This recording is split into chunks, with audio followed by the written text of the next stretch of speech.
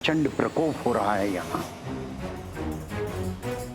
विंध्याचल पर्वत ने सूर्य की किरणों के साथ उनकी उष्णता को भी यहां आने से रोक दिया है। इसीलिए इस क्षेत्र का तापमान गिरने लगा है। यदि ऐसा ही रहा तो यहां सर्वत्र हिम का प्रभाव हो जाएगा।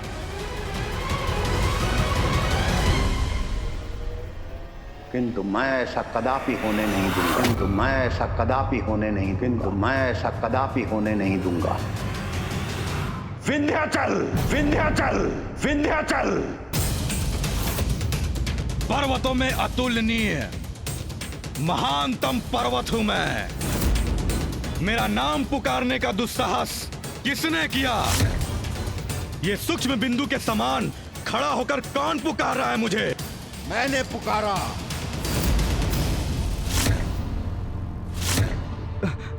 ऋषि अगस्त्य यहाँ?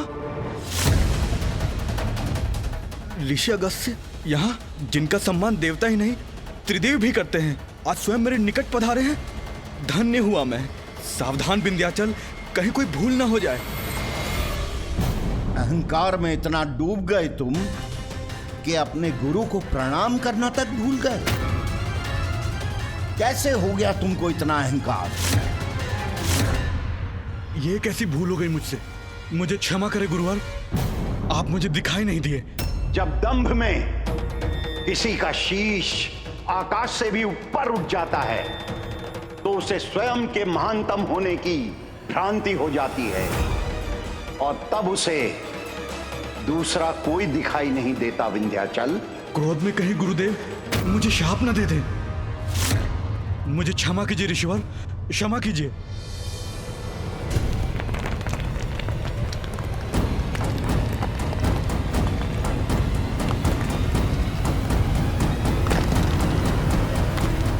विंध्याचल का अहंकार नियंत्रण में तो आया। गुरु का सम्मान किया इसने, इसलिए दंड नहीं दूंगा इसे, किंतु मुझे इसके अहंकार का स्थायी उपाय करना होगा।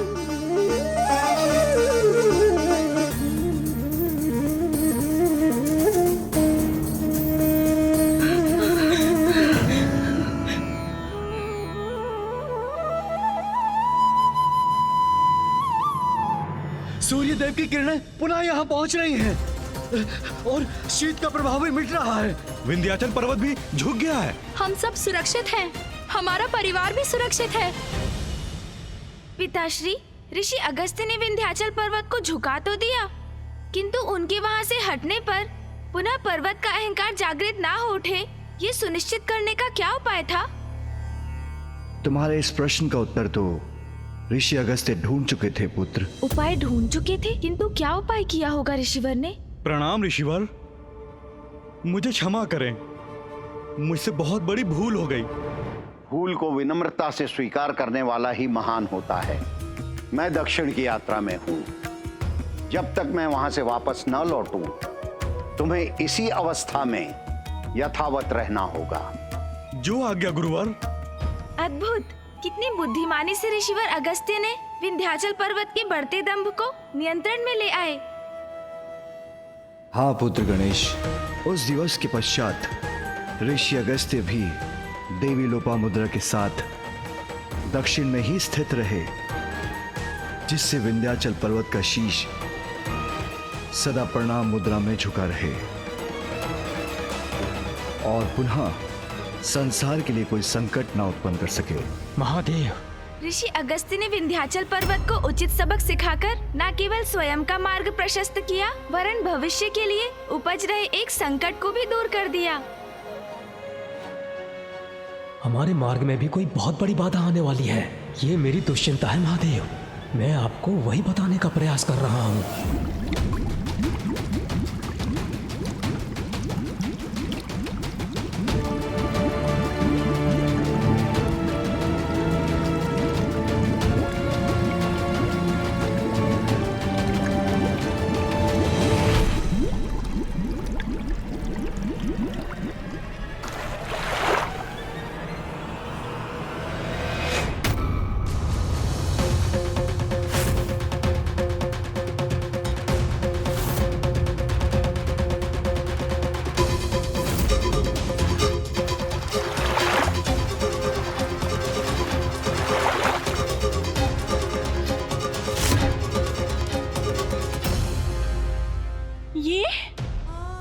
ये भयंकर दृश्य, जलचरों का ऐसा निर्मम संहार, उनके ये अवशेष किसी भयंकर शत्रु के उपस्थित होने के संकेत हैं। किंतु कौन आ सकता है यहाँ? किसका दुष्कृत्य हो सकता है ये? अवश्य कोई परभक्षी घुस आया है यहाँ। जो भी है, हमें उसे ढूंढकर उसका अंत करना चाहिए। उचित है, फैल जाओ यहाँ, ढूंढो उस परभक्षी को। अपने जलचरों की रक्षा का दायित्व तो हमें निभाना ही होगा।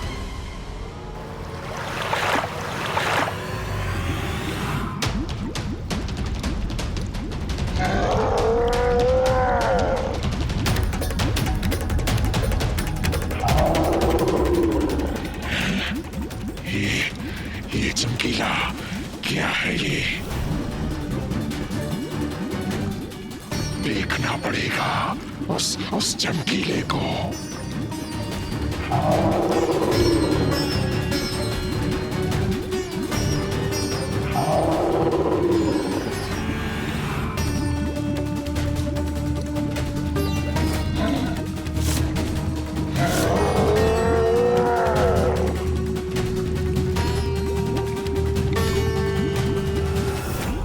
कौन है वहाँ?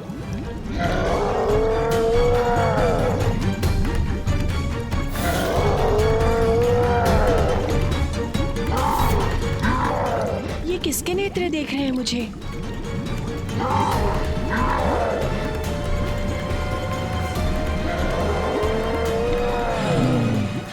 बड़ा आहार।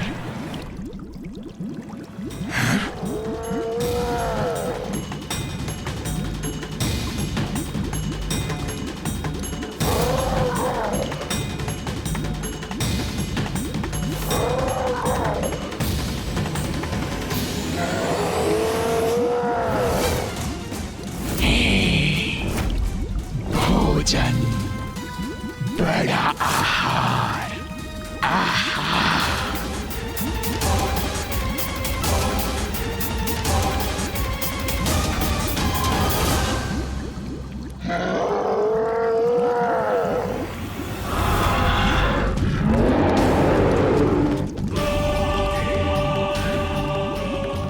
आओ, पीछे आओ।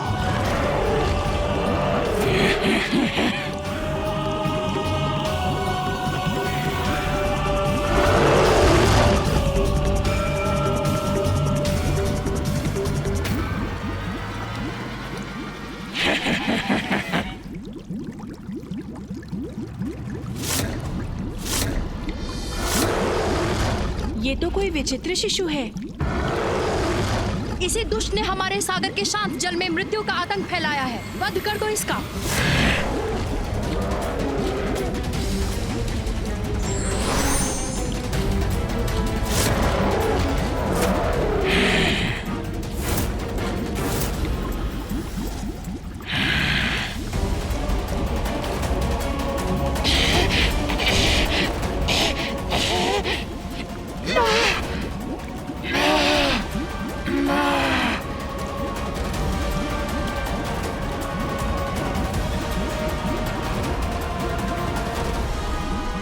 ये क्या कर रही हो? अपना अस्त्र नीचे क्यों कर रही हो? देखो ना इसे, निरीह है शिशु मात्र ही तो है। कदाचित इसके माता पिता ने इसका त्याग कर दिया और भूख लगी है इसे। कदाचित इसीलिए ऐसा क्रूर व्यवहार कर रहा है ये। किंतु इसमें इसका दोष नहीं। जल की नींद का आहार कर अपनी भूख ही तो मिटा रहा है। हम इसका वध नहीं कर सकते। नहीं, ये उचित नहीं। हमें नहीं ज्ञात ये कैसा जंतु है। नींद तो कदापि नहीं है। किसी प्रकार का जलचर भी नहीं है। सागर में इसका कोई स्थान नहीं, इसलिए इसे हमें नष्ट करना होगा। रुक जाओ, मेरे रहते कोई इसे हानि नहीं पहुंचा सकता। एक निर्दोष असहाय शिशु का वध करने का विचार भी कैसे कर सकती हो तुम?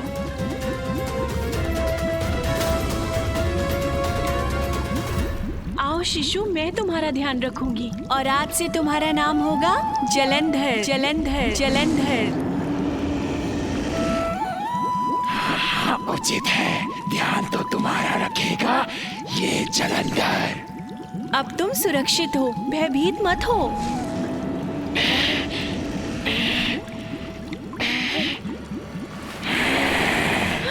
तुम सब मेरे भोजन बनोगे। तुम भी, तुम भी।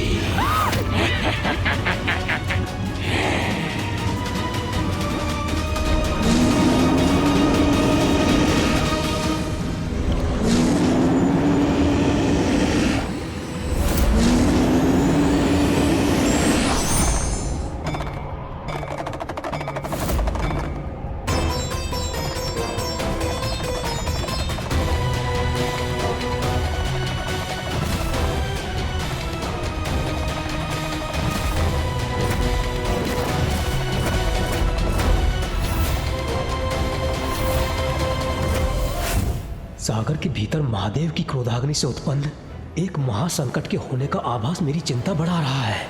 तो क्या पिताश्री, ऋषिवर अगस्त्य के दक्षिण पहुंचने पर माँ लोपामुद्रा नदी में परिवर्तित हुई? नहीं पुत्र गणेश, वो अवसर अभी नहीं आया था।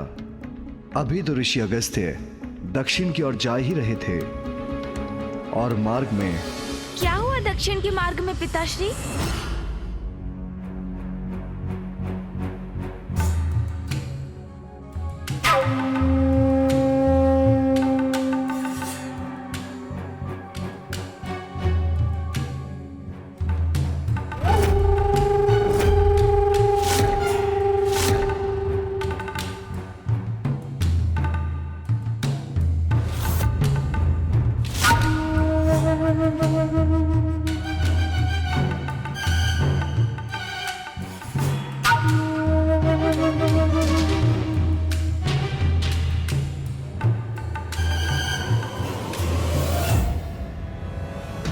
कोई छिपकर हमें देख रहा है। वाह वाह, उत्तम, अति उत्तम। देखो कितना गोल मटोल हृष्ट पुष्ट ऋषि है ये। बहुत समय से ऐसे किसी ऋषि का भोजन करने का अवसर नहीं प्राप्त हुआ। इससे अपना आहार बनाकर हृदय तृप्त हो जाएगा।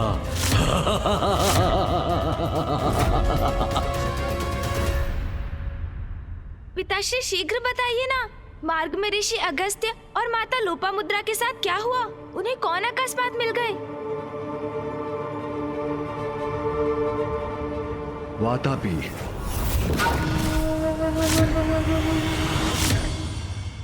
स्वामी, हम यहाँ कुछ समय के लिए विश्राम करेंगे। उचित है प्रभु, आप यहाँ विश्राम कीजिए। मैं तब तक आपके लिए वन से फल लेकर आती हूँ। उसकी कोई आवश्यकता नहीं देवी।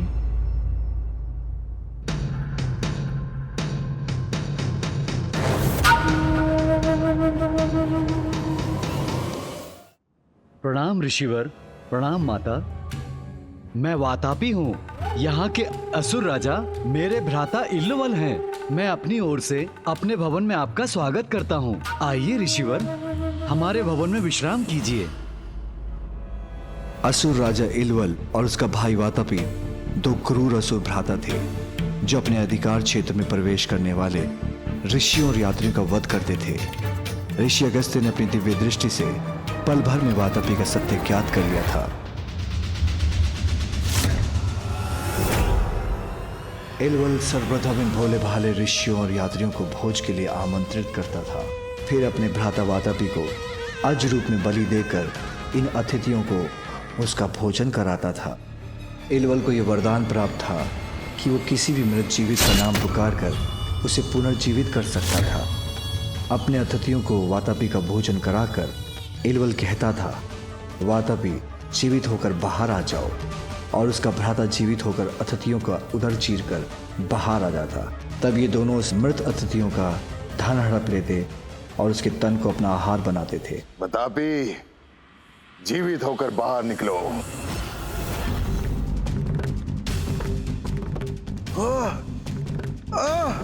ये क्या हो रहा है मेरे साथ?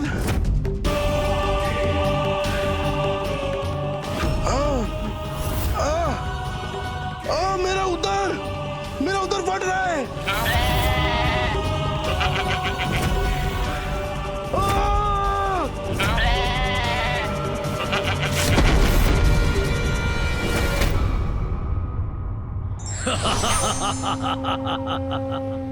अब इसका धन भी हमारा होगा और इसका तन हमारा आहार बनेगा।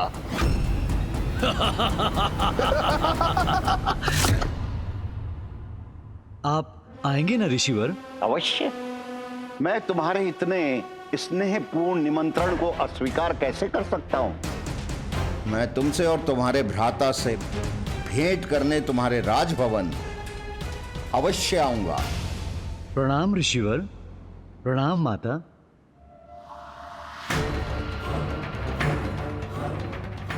आओगे तो तुम अवश्य, किंतु बचकर जा नहीं सकोगे। तुम्हारे विकार का उपचार आवश्यक है।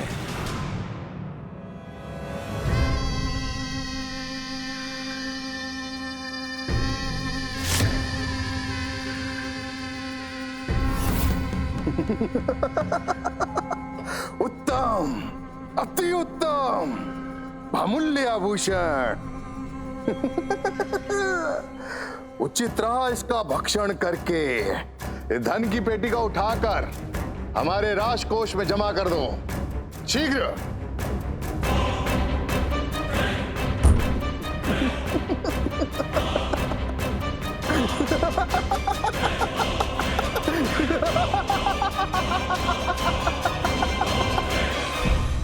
असुर राजा इल्वल और उनके भ्राता वातापी ऋषियों का संहार कर उनके शरीर की मज्जा को अपना आहार बनाते थे।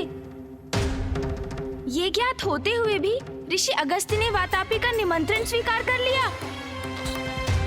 हाँ पुत्र, दक्षिण की ओर जाते हुए जब ऋषि अगस्त्य अपनी पत्नी देवी लोपामुद्रा के संग असुर राजा इल्वल के क्षेत्र में पहुंचे, वहां की प्रजा दुष्ट राजा इल्वल के अत्याचार से आतंकित थी। अन्य सभी के उनके कष्टों से मुक्त कराना ऋषि अगस्त्य ने अपना कर्तव्य समझते थे। तो फिर ऋषि अगस्त्य ने क्या किया पिताश्री?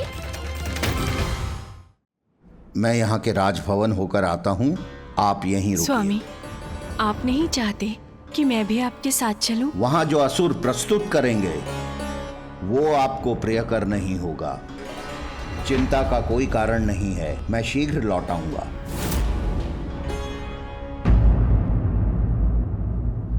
आनंद, अति आनंद आया। भ्राताश्री, आपकी प्रसन्नता का कारण मुझे समझ में नहीं आया भ्राता। भ्राता वातापी, सैकड़ों मुद्राएं, बहुमूल्य रत्न, बहुमूल्य आभूषण प्राप्त हुए उस व्यापारी का भक्षण करके, और तुम कहते हो कि प्रसन्नता का कोई कारण नहीं? किंतु हमारे भोजन योग्य नहीं था वो। इतना कृष्णकाय जैसे मात्र त्वचा और हड्डियों का ढांचा हो। मुझे तो किसी रसीले हृष्ट पुष्ट स्वादिष्ट ब्राह्मण का भोजन करना है, और ऐसा एक ब्राह्मण मुझे वन में मिल भी गया है, और वो इसी ओर आ रहा होगा।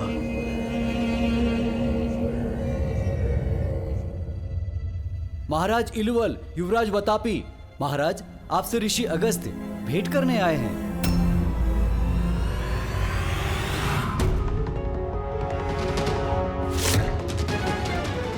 स्वागत है आपका ऋषिवर। जब तक आप यहाँ हैं आपको किसी प्रकार की कोई असुविधा नहीं होगी। हम संपूर्ण ध्यान रखने वाले हैं आपका। आशा करता हूँ मेरा ये आगमन आपके लिए भी उतना ही सुखद हो जितना मेरे लिए। अरे ये भैया क्या कर रहे हैं? ये ऋषि तो जाने भी लगे। ऐसा भोजन कैसे जा सकता है?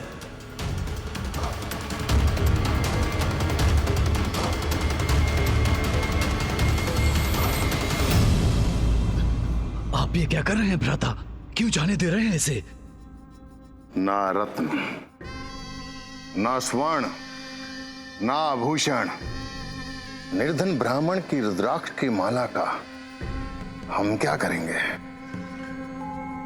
इससे हमें कुछ लाभ ना होगा। उसके धन को छोड़िए भ्राता, उसके धन को देखिए।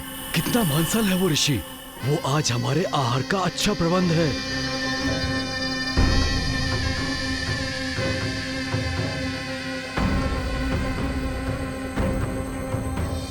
उचित कह रहा है भ्राता वातापी।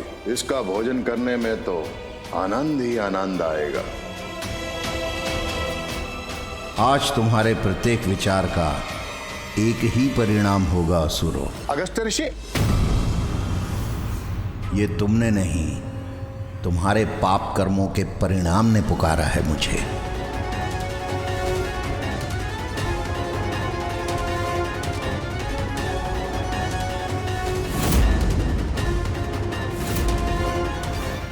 क्या हुआ राजन? आपने क्यों पुकारा मुझे? मेरा मन नहीं स्वीकार कर रहा ऋषिवर। ऐसे आपको जाने दो? नहीं नहीं, हे ऋषिवर, हमें आशीर्वाद दीजिए, हमारे भोजन को प्रसाद बना दीजिए। मैं आपको खाए बिना नहीं जाने दूंगा। मेरे कहने का अर्थ है कि आपको भोजन किए बिना नहीं जाने दूंगा। ऐसा अवसर बार बार कहाँ आता है ऋषिवर? आप जैसे ऋषि हमारे राज्य में पधारे हैं, हम पर अपनी कृपा कीजिए। भोजन करने के बाद ही जाइएगा, अन्यथा हम स्वयं को भी क्षमा नहीं कर सकेंगे। उचित है।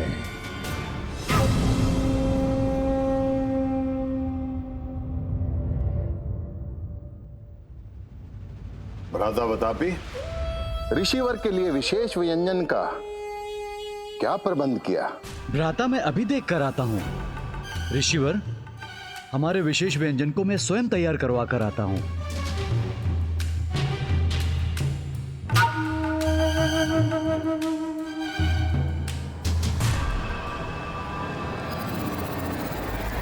ऋषिवर, मुझे भी आज्ञा दीजिए, मैं भी आपके लिए विशेष प्रबंध करना चाहता हूँ। आपका व्यंजन श्रेष्ठतम होना चाहिए। आप मेरी चिंता ना करें, मेरे लिए इतना भोजन पर्याप्त है। चिंता कहाँ ऋषिवर, इसमें तो आनंद ही आनंद है। अब मुझे आज्ञा दीजिए।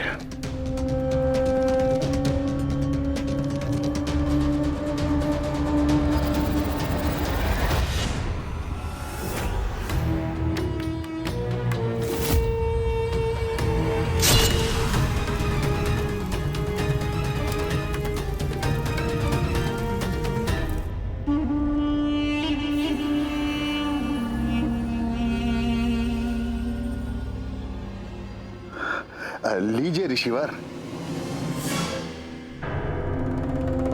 हमारा विशेष व्यंजन ग्रहण करके हमें कृतार्थ कीजिए। आप आनंदित होंगे तो हम आनंदित होंगे।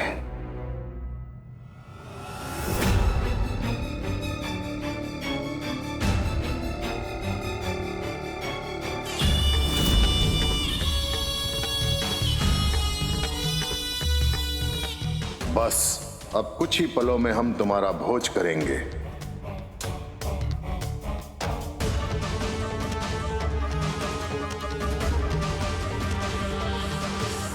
मूर्ख ऋषि, अब समय आ गया है मेरे भ्राता के बाहर आने का। तत्पश्चात फिर तुम हमारा भोजन बनोगे।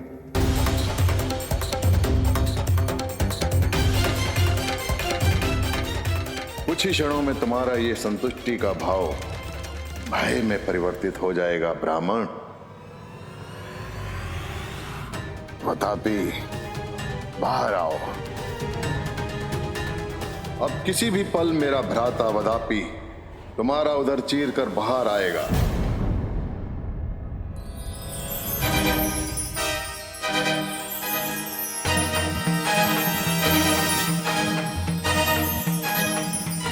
जीर्णम जीर्णम जीर्णम वातापी जीर्णम।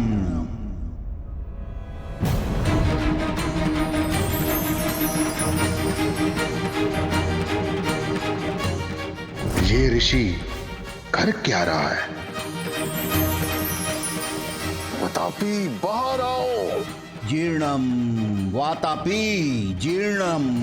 भैया बचाइए मुझे, मेरे प्राण संकट में है भैया, बचाइए भैया, बचाइए मुझे। वतापी, बाहर आओ। वतापी, बाहर आओ। जीर्णम वातापी जीर्णम।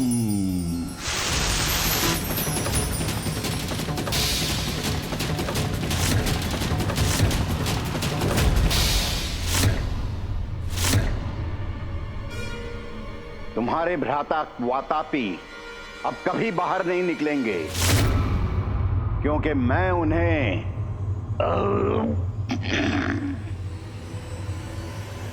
बचा चुका हूं। नहीं, ऐसा नहीं हो सकता। वातापी, बाहर आओ वातापी।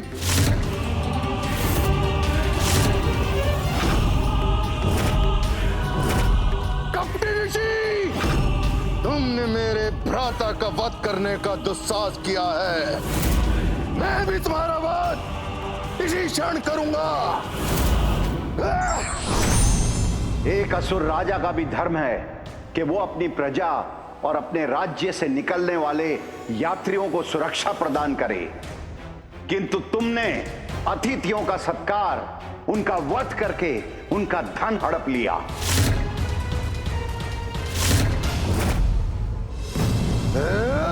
मैं तुम्हें शाप देता हूं, जिस प्रकार अनेकों ऋषियों को अपना भोजन बनाकर तुमने उनका अंत किया, उसी प्रकार तुम्हारा शरीर भी भस्म हो जाए।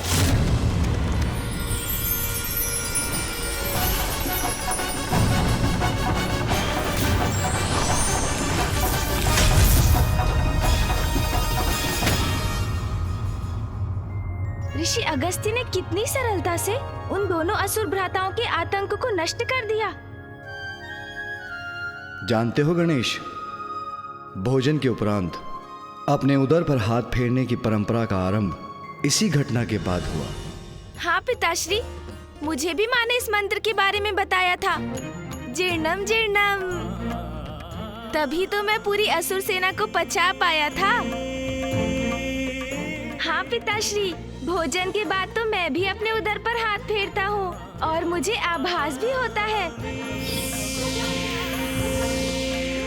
जीर्णम जीर्णम, असुर सेना जीर्णम।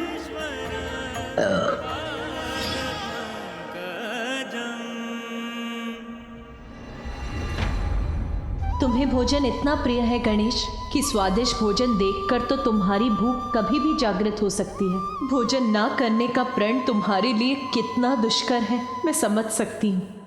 पिताश्री, ऋषि अगस्त्य के जीवन का प्रत्येक प्रसंग अत्यंत रोचक है। हमें बताइए ना पिताश्री, फिर क्या हुआ? इल्वर और वातापी के अंत के बाद ऋषि अगस्त्य और देवी लोपामुद्रा सदा के लिए दक्षिण में ही स्थित हो गए। देवी लोपामुद्रा पतिव्रता और धर्मपरायण स्त्री थी और सदैव ऋषि अगस्त्य की सेवा और उनके अनुष्ठान में सहायता करने में व्यस्त रहती थी। उनके इसी निस्वार्थ प्रेम और समर्पण के भाव से ऋषि अगस्त्य के मन में भी पत्नी के प्रति स्नेहपूर्ण जुड़ाव और आसक्ति उत्पन्न हुए। ऐसा जुड़ाव जो पति पत्नी के संबंध में सदैव स्थापित हो ही जाता है।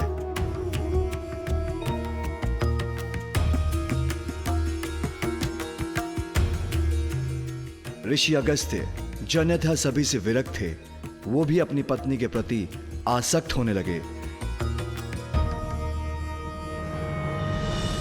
देवी लोपामुद्रा के प्रति ऋषिवर के हृदय में अनुराग जागृत हो गया, किंतु अब उनके एक दूसरे से विलग होने में अधिक समय शेष नहीं था, क्योंकि अब देवी लोपामुद्रा का कावेरी नदी में परिवर्तित होने का समय आ गया था।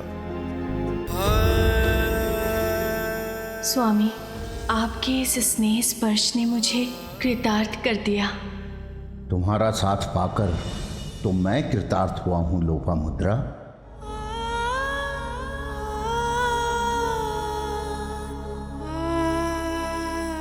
अब वो समय अधिक दूर नहीं जब हमें एक दूसरे से दूर होने के लिए विवश होना होगा।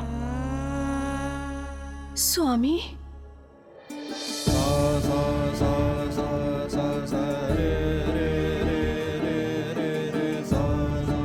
नियति का भान है मुझे, वो समय निकट है जब तुम्हें नदी में परिवर्तित होकर मुझसे दूर जाना होगा।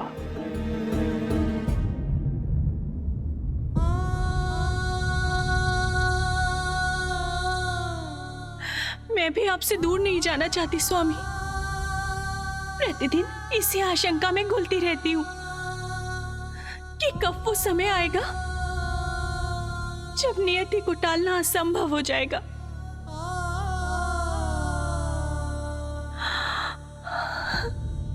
अपनी आशंकाओं से मुक्ति पाओ। निर्णय लो कि तुम मुझसे दूर कभी नहीं जाओगी और मैं भी तुम्हें अपने से दूर नहीं जाने दूंगा।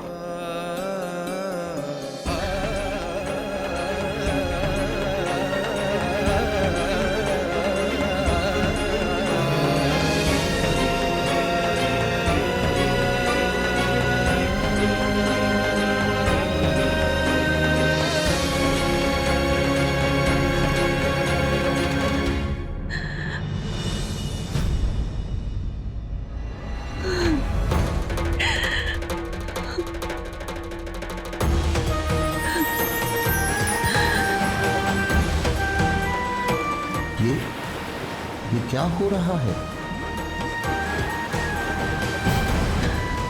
स्वामी, स्वामी रोक लीजिए मुझे। मैं जा रही हूँ स्वामी, स्वामी मैं जा रही हूँ। नहीं, नहीं प्रिय, नहीं प्रिय। स्वामी मुझे रोक लीजिए। स्वामी मैं विवश हूँ, जा रही हूँ मैं।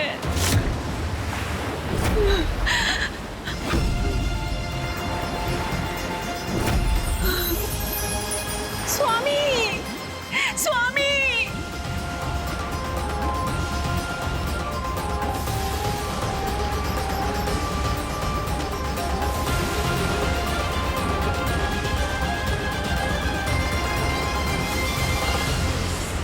पिताश्री, माता जब नदी बन गई तो वो बही क्यों नहीं? वो ऋषिवर के कमंडल में कैसे आ गई?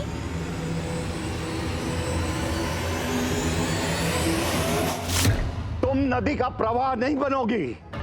यदि मेरा अनुष्ठान, मेरा तप सत्य है, यदि महादेव के प्रति मेरी आस्था सत्य है, तो तुम प्रवाहित नहीं होगी। मैं आदेश देता हूं, रोक दो अपना प्रवाह, रोक दो अपना प्रवाह, रोक दो अपना प्रवाह।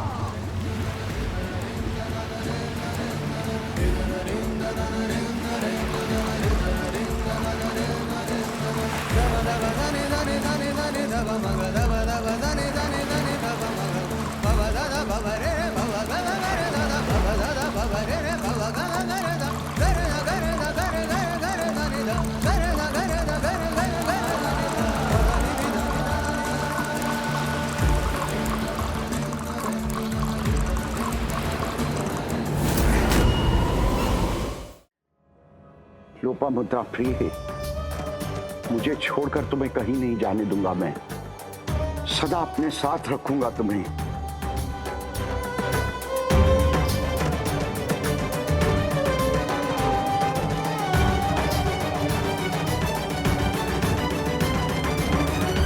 उसके पश्चात जब ऋषि अगस्त्य ध्यान मग्न हुए तो उससे बाहर नहीं आए और लोपामुद्रा कावेरी नदी के रूप में उनके कमंडल से बाहर नहीं आ सकी। और किसी में इतना साहस नहीं जो जाकर ऋषिवर का ध्यान भंग करे और उनसे लोपामुद्रा को नदी के रूप में प्रवाहित होने के लिए मुक्त करने का अनुरोध करे। गुरु अपने शिष्यों का आग्रह नहीं टाल सकते। कदाचित भैया को ऋषिवर के पास जाना चाहिए। वो मेरे गुरु हैं गणेश, मैं उनका ध्यान भंग करने का दुस्साहस नहीं कर सकता।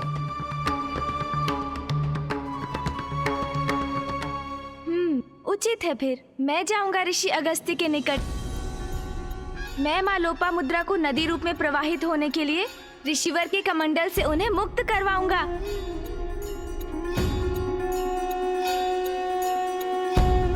मुझे आज्ञा दीजिए पिताश्री कि मैं ऋषि अगस्त्य के पास जाकर उनके कमंडल से माँ लोपामुद्रा को नदी रूप में प्रवाहित करने का प्रयास करूं। प्रभु, क्या ये उचित है?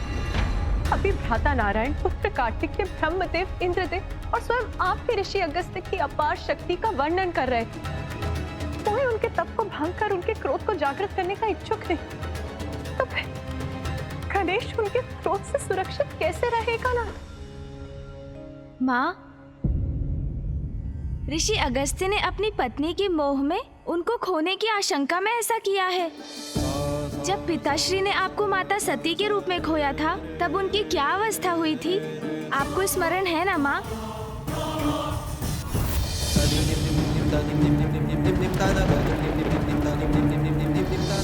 इसलिए माँ, ऋषि अगस्त्य का मोह भंग करने के लिए उन्हें मात्र एक संकेत देने की आवश्यकता है कि उनके इस निर्णय से दक्षिण में आपदा की स्थिति उत्पन्न हो गई है। ऋषिवर से अधिक ये कौन समझ सकता है कि व्यक्तिगत स्वार्थ जन कल्याण से ऊपर नहीं।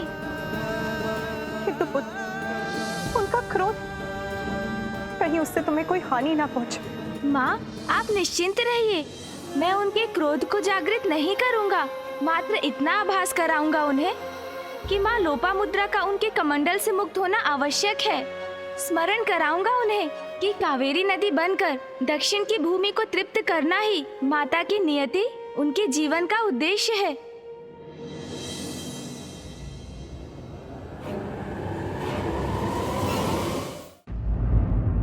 विलक्षण है तुम्हारी बुद्धि पुत्र, अद्भुत है तुम्हारी परिपक्वता, तुम अवश्य सफल होगे। किंतु पुत्र, माँ हूं मैं, 2 पुत्रों की माँ, इसीलिए मेरा विचलित होना तो स्वाभाविक है। किंतु तुम निसंकोच जाओ पुत्र, तुम्हें तुम्हारे उद्देश्य में सफलता अवश्य प्राप्त हो।